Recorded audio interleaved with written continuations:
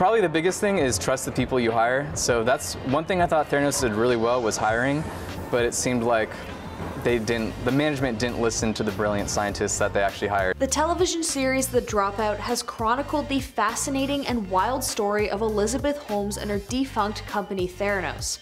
I feel like if you're watching this video, you've definitely seen the others that we've done on it, so I'll definitely just be kind of skimming the fraud thing and speaking more about Tyler Shultz, the whistleblower who started the takedown of the entire company. He's the man who went to the Wall Street Journal with the whole story, and the person who provided enough evidence to possibly land both Elizabeth Holmes and Sunny Balwani in prison for fraud. Now the owner and operator of a biomedical science company himself, we catch up and see just what Tyler Shultz is thinking as the Theranos trials take place. Not much is known about Tyler's early life, and honestly, who really cares? What we care more about is his ascent into the Theranos company and how he obtained the information that would take the company down. A little briefing on what Theranos actually is. It was a private company that touted itself as a marvel that breakthroughs health technology. The company claimed to have tech that could administer blood tests using just a few drops of blood rather than a standard full vial. These claims were unfounded, and they conned a bunch of investors into donating millions of dollars for a company that had a product that was extremely faulty with unreliable results. In fact, Theranos would lie about the tests being done on their machine, and sometimes they used commercial machines to administer blood tests. After the news broke and the company faced a string of legal and financial issues, it was estimated that Elizabeth Holmes' net worth dropped from $4.5 billion to virtually nothing. Tyler Shultz is the grandson of George Shultz, a Theranos board member and the former Secretary of State for President Ronald Reagan. Tyler himself worked for the company and was extremely close with his grandfather. But while in the labs, Tyler noticed that the Theranos equipment, dubbed Edison machines, frequently failed quality control checks and produced widely varying results. This was extremely dangerous for medical patients who relied on accurate information for test results, from cancer diagnosis to whether or not to require surgery. He had originally met Elizabeth Holmes in 2011 while he was visiting his grandfather. Tyler describes that he, quote, fell in love with her vision of instant and painless blood tests.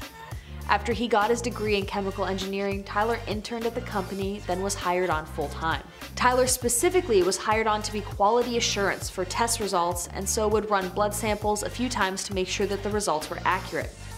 One such result tipped him off when it was claimed that an STD was able to be detected with 95% accuracy. When Tyler ran the blood through again, he found that accuracy was much closer to 65%. That meant that if 100 people infected with the disease were tested only with the Edison machine, as many as 35 of them would likely incorrectly conclude that they were disease-free. He also noticed that the Edison machines were continually flunking quality control standards.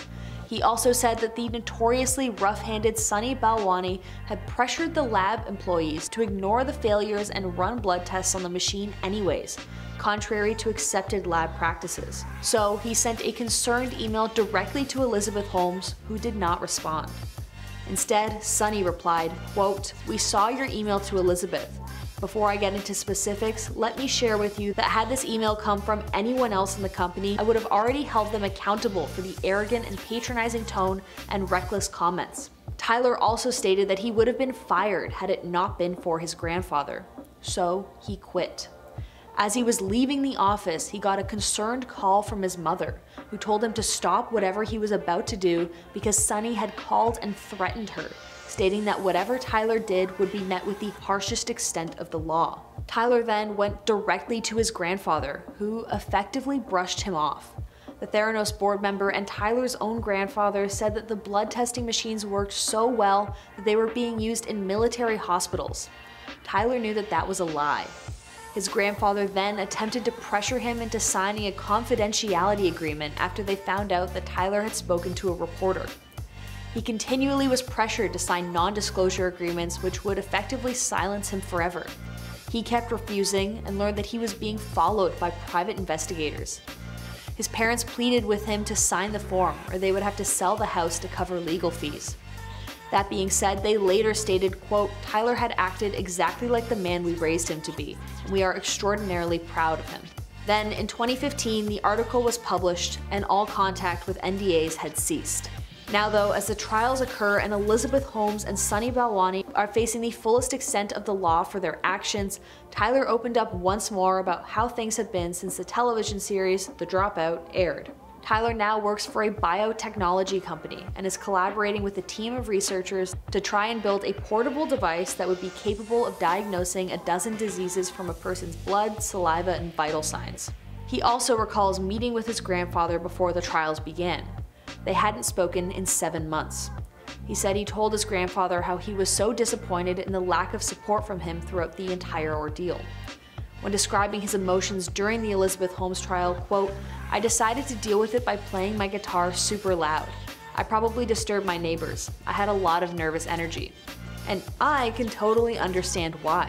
He blew the whistle on the company when he was only 22 years old. And now, being 31, this has been building for quite some time." Although he was at work during the last trial, he recalls his phone buzzing with a message from his wife. Quote, "It was a text in all caps, guilty. All of a sudden, it was just a weight was lifted. It's over. I can't believe it's over." After that, he and his family decided it was worth a toast, so they popped some champagne together to celebrate. Although Tyler wasn't the only whistleblower, he was the first to report to others about the irregular findings to regulators. When speaking to his grandfather before Elizabeth's trial went down, Tyler recalls stating, quote, "I am pleading with you as your grandson. Please do the right thing." He begged his grandfather to distance himself from Theranos publicly. Although George isn't on the board of directors anymore after the company ceased production, he is on the board of counselors. In response to Tyler's pleas, he was non-committal. He remained on the board of counselors, and the two hadn't seen or spoken to each other since that meeting. So far, during the trials, Tyler has not yet been asked to testify against Elizabeth Holmes. Although now that Sunny's trial is underway, I feel like they may very well ask him to testify there given the emails coming directly from him. He and his parents, obviously not including his grandfather, celebrated when Elizabeth went down for her crimes and was convicted of fraud. She is currently awaiting a sentence for a guilty verdict and could face up to 20 years in prison. Similarly, Sunny is currently awaiting his verdict and sentencing if found guilty, which, let's be honest, he will be. It's been really great to see that Tyler's parents haven't abandoned him like his grandfather did. Although I totally understand their fear towards standing up to what once was a multi-billion-dollar company, Tyler did the right thing. Currently, he is the CEO of his own biomedical science company that focuses on women's fertility issues. While he says he would never become another Elizabeth Holmes, he does concede that he is another startup founder who now better understands the high-pressure context that might create someone like Holmes. In a very recent Economic Times article, like a couple days ago recent, Tyler also stated that although his grandfather never apologized to him, he did tell Tyler that he was right about Theranos all along. The two reconciled very briefly before George Shultz passed away in 2021.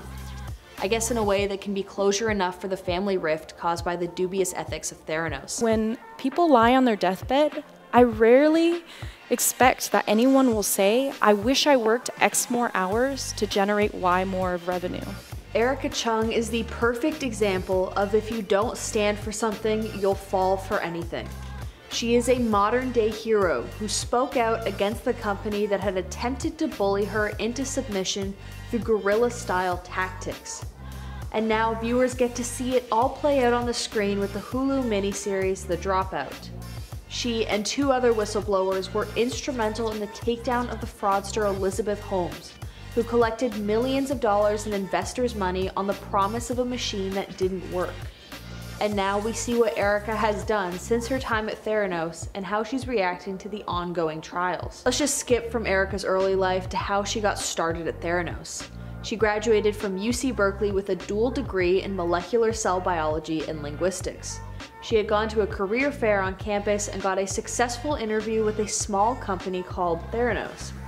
At the time of Erika's application, the company was just starting, so she was there from basically the inception and creation of the company.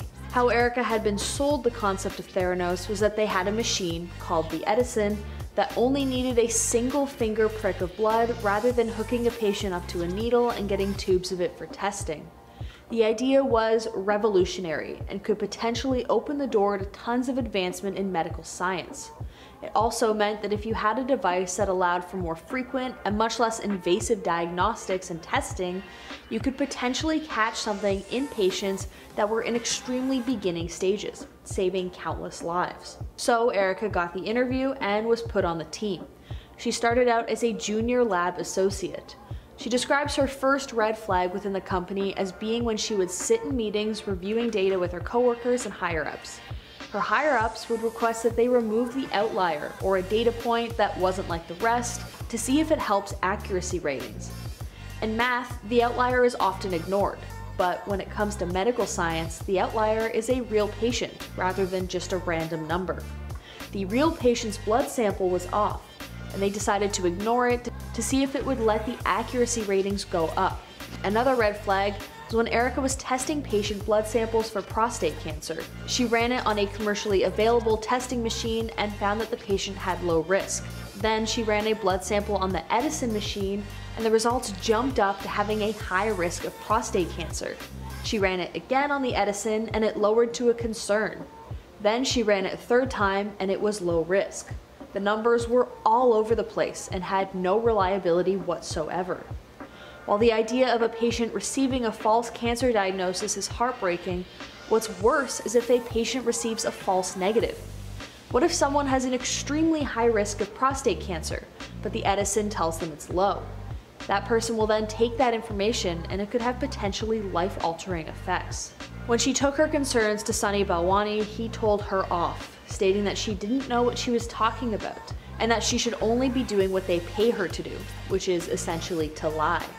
So she met with Tyler Shultz, who was also becoming disillusioned with the way that the company was being run, and they went right to Tyler's grandfather, who was on the board of directors and the ex-Secretary of State for the US.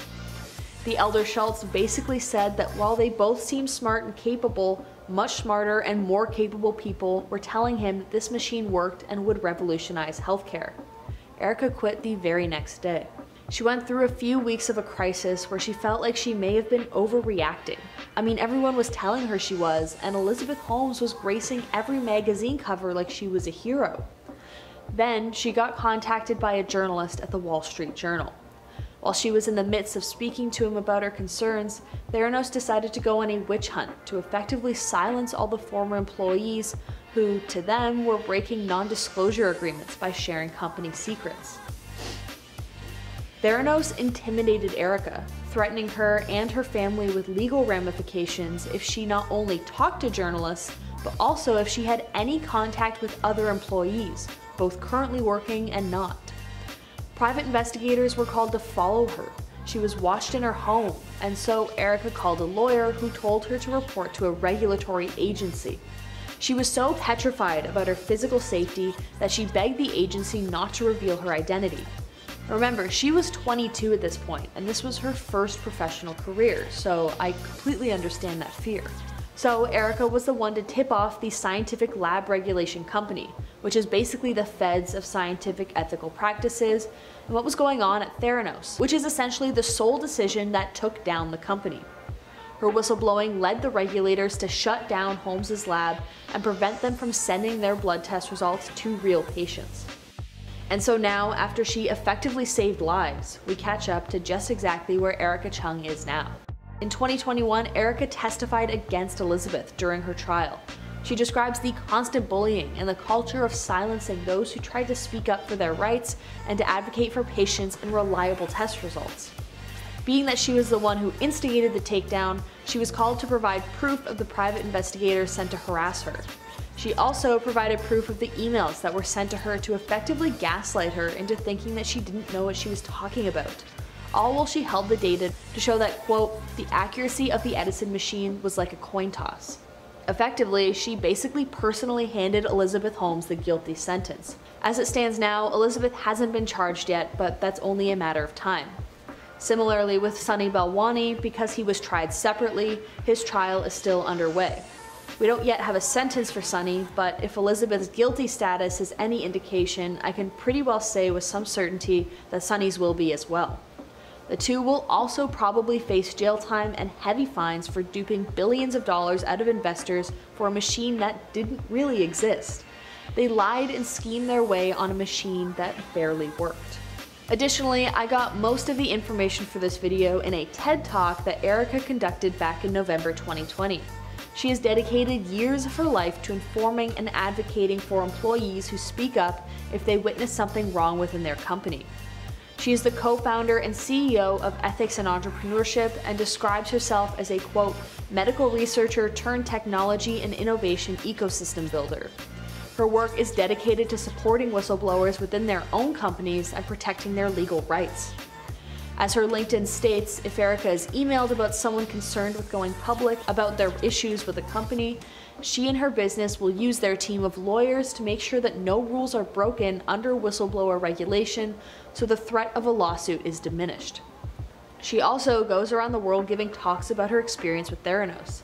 She enunciates the need for employee rights and safety to speak up within a workplace. She asks a question of her audience, quote, what happens when the vision is so compelling and the desire to believe is so strong that it starts to cloud your judgment about what reality is? Oftentimes, projects like this do more harm than good because people are so hyper-focused on the goal and less on how to achieve it, which can lead to damage to the world at large. The mission statement of the company is, quote, to foster stronger cultures of people who speak up and listen to those who speak up. It's interesting what Erika did with her brief but impactful time at Theranos. And while very little, if any good, came out of Theranos itself, it would appear that Erika is doing her own great work. And now you can watch the real thing play out on Hulu through their miniseries The Dropout, which documents basically the entire thing, from the inception of Theranos to its eventual downfall.